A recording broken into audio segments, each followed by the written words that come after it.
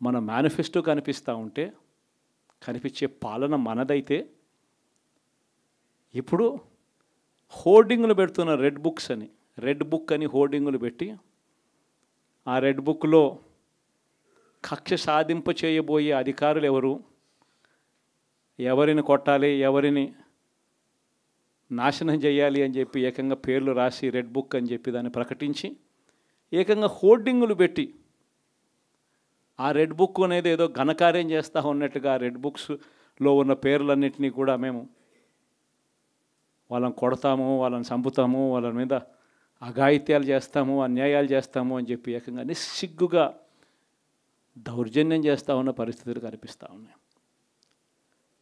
శిశుపాలుని పాపాలు వేగంగా పడుతూ ఉన్నాయి. మొట్టమొదటిసారిగా కేంద్రంలో కేవలం 272 స్థానాలకు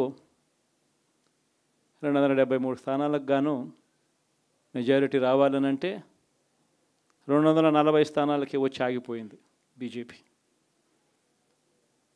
240 స్థానాలకి ఆగిపోయిన పరిస్థితులు మొట్టమొదటిసారిగా కేంద్రంలో ఉన్న పార్టీకి పూర్తి మెజారిటీ లేదు. 240 స్థానాలకి ఆగిపోయిన పరిస్థితులు.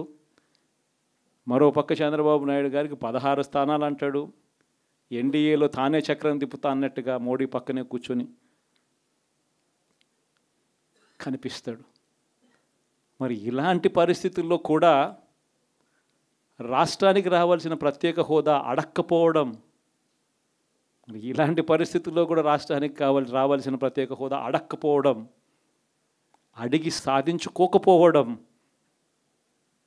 శిశుపాలుని తప్పుల్లో, వరుస తప్పుల్లో, పాపాల్లో ఇవన్నీ కూడా బాగాలే. ఇటువంటి పరిస్థితుల్లో కూడా రాష్ట్రానికి రావాల్సినవి, కావాల్సినవి అడగలేని పాలన, అడగలేని మనిషి రాష్ట్రానికి ఏం సమాధానం చెప్తాడు, రాష్ట్ర పిల్లలకి ఏం సమాధానం చెప్తాడు, రాష్ట్రంలో ఉన్న యువకులకు, పిల్లలకు ఏం సమాధానం చెప్తారు?